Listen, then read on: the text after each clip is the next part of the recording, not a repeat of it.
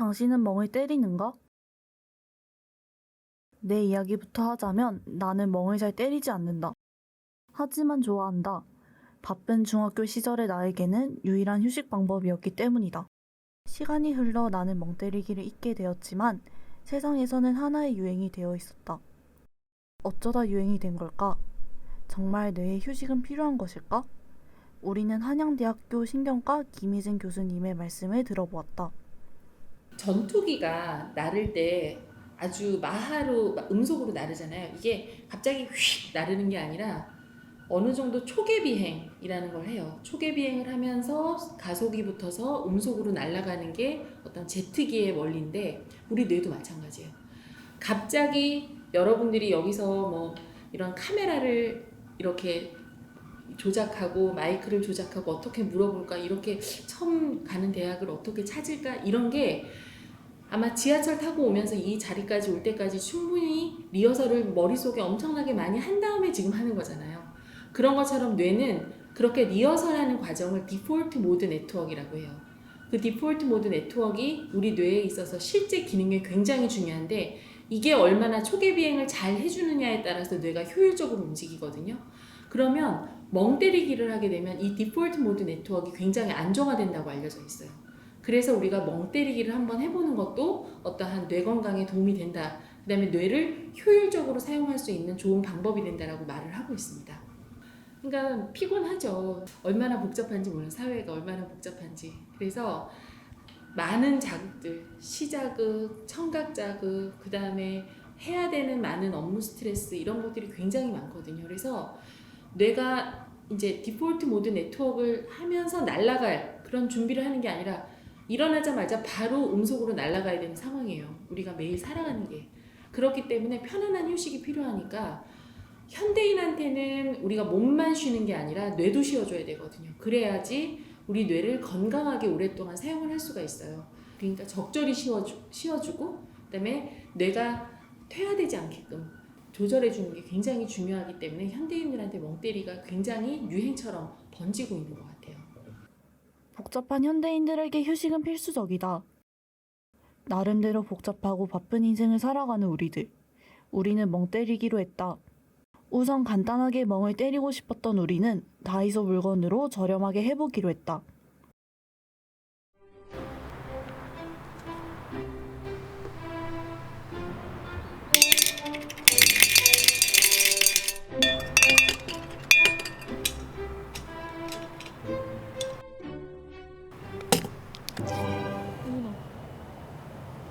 너무 조금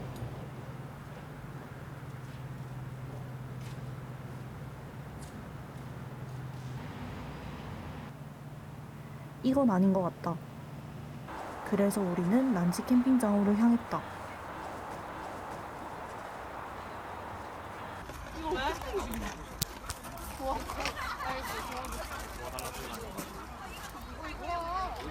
소감이 어떠세요? 재밌어요. 왜? 아 진짜 뭐 어떻게 말해야 되는데.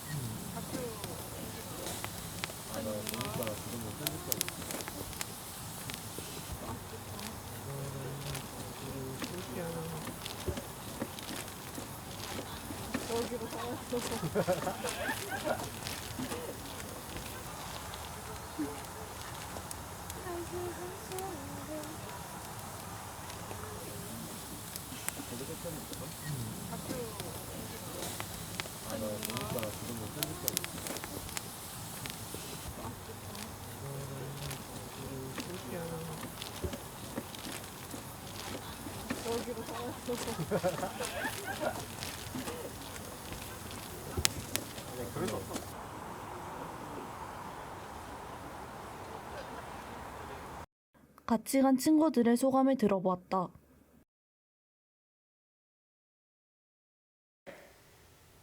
뭔가 하나에만 집중하지 않고 계속 여러 가지를 봐야 되는데 뭐 공부를 한다든지 공부를 하는 와중에도 내일 뭐 해야 될지 생각한다든지 해야 되는데 그냥 진짜 아무 생각 없이 불만 그냥 하나만 보고 있으니까 뭔가 힐링하는 느낌이었어요. 솔직히 저희가 평소에 그렇게 뭔가에 얽매이지 않고 전념할 수 있는 기회가 많이 없잖아요. 근데 이렇게 다큐멘터리를 통해서 그런 기회를 가져보니까 되게 색다르기도 했고 무엇보다 그냥 아무 생각 없이 그 시간을 온전히 즐길 수 있다는 게 되게 매력적이었던 것 같아요.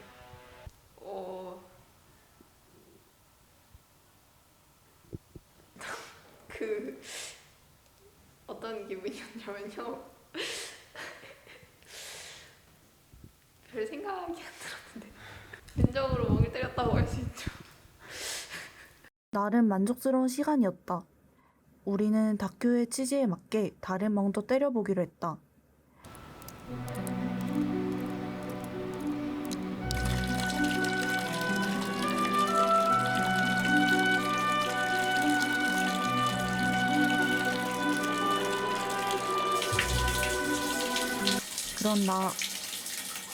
우리는 이건 좀 아닌 것 같다. 그래서 우리는 코엑스 아쿠아리움으로 향했다.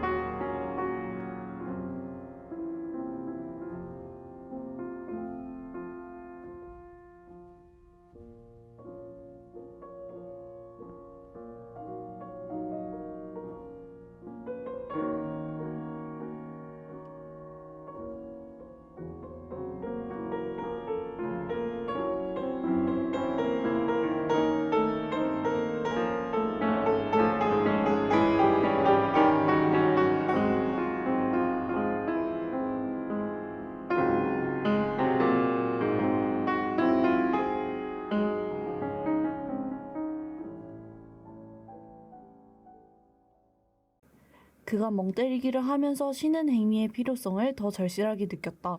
그래서 모두에게 멍 때리기를 할 시간을 만들어주면 어떨까? 라는 생각이 든 우리는 멍 때리기 대회를 떠올렸다.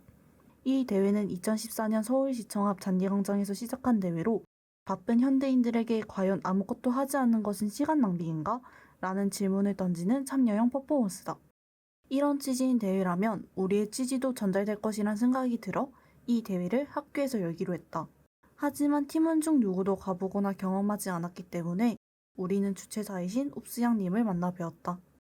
제가 원래 앞서 시각예술가라고 말씀을 드렸는데 사실 저는 회화 작가예요. 원래 회화 작가이면서 좀 특이하게 멍때리기 대회처럼 사람들을 이렇게 모아서 함께 하는 퍼포먼스를 많이 했는데 저는 그걸 줄여서 이제 참여형 퍼포먼스라고 이렇게 말씀을 드립니다. 근데 원래 이제 회화를 계속 하다가 어느 날 제가 약간 이제 번아웃이 온 것 같았어요. 그래서 작업실에 매일 출근해서 작업을 해야 하는데 손에 잡히지 않고 그림도 그리지 못하고 아무것도 못하고 집에 돌아가는 일들이 이제 꽤 오래 반복이 된 거예요.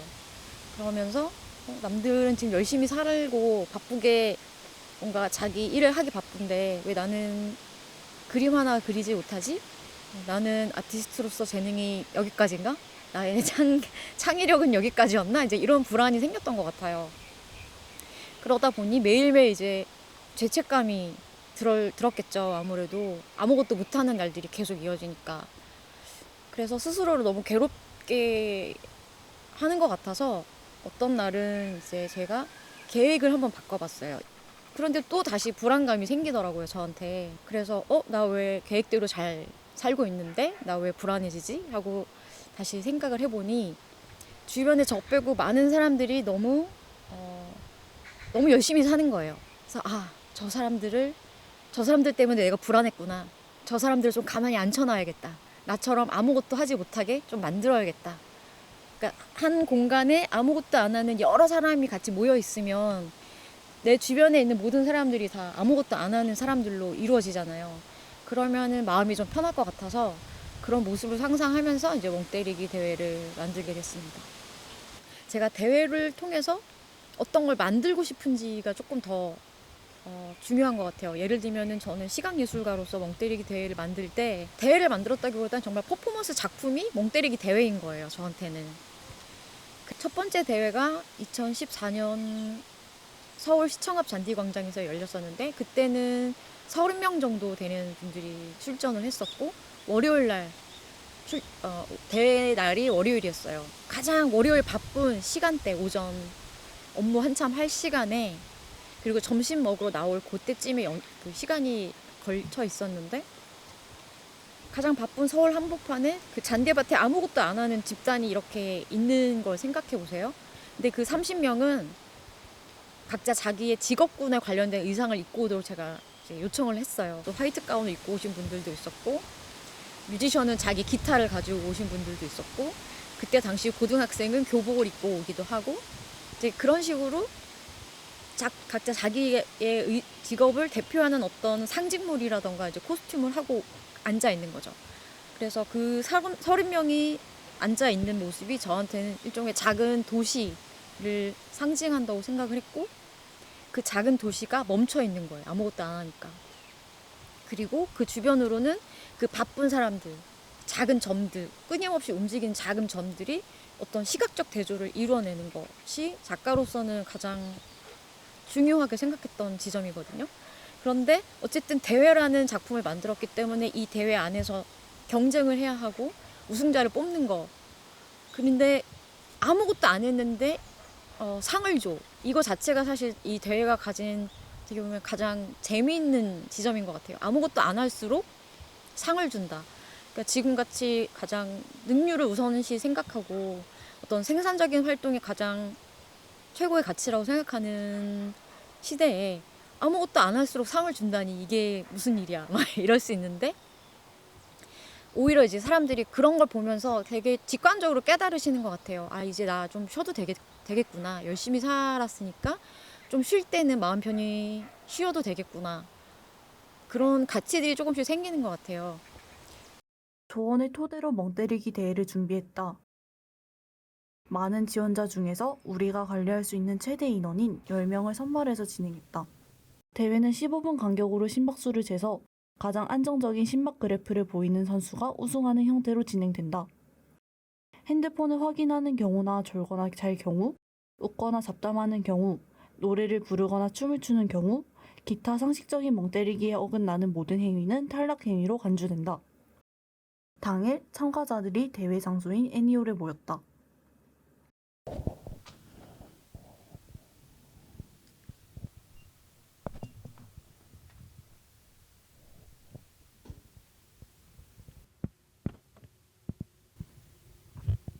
자는 것처럼 보이지만 한 사람을 제외하고는 모두 멍을 때리며 1시간이 지나갔다. 유일하게 심박수가 떨어진 분이 우승자가 되었다. 우승자분께 소감을 들어보았다. 제 특기죠. 그냥 맨날 멍 때리죠. 뭔가 하다가 그냥 일부러 그러는 게 아니어도 그냥 하다 보면 좀 흐릿하게 멍 때리고 있다가 다시 하고 그냥 뭔가 들어올 때는 그래도 좀 대회니까 하고 딱 앉아가지고 조금 경직되어 있다가 그냥 오래 앉아있고 아무 생각도 안 하고 가만히 있다 보니까 좀 사람이 릴렉스 되는 것 같아요. 멍 때리면서 느낀 것은 평소 우리는 멍 때릴 시간조차 없이 바쁜 인생 속에서 살아간다는 것이다. 아무 생각도 하지 않고 쉴 시간이 없는 바쁜 현대인들도 고대 수학자 아르키메데스의 이야기를 들어봤을 거다. 아르키메데스는 왕으로부터 자신의 왕관이 순금으로 만들어졌는지 조사해달라는 부탁을 받는다. 고민에 빠져있던 아르키메데스는 머리를 식힐 겸 들어간 목욕탕에서 생각을 비우려는 순간 부력의 원리를 발견한다. 그리고 유레카를 외친다. 멍 때리기는 목욕탕에 들어가는 것과 마찬가지다. 늘 바쁘게 굴러가는 우리들에게 멍때리기와 같은 잠깐의 휴식은 의외의 것을 발견하게 해준다. 그러니 아르키메데스처럼 항상 고민하는 우리 모두도 가끔은 멍때리기 시간을 가지면 해결책을 얻을 수 있을 것이다. 유레카를 외치는 그날까지 고민하는 우리에게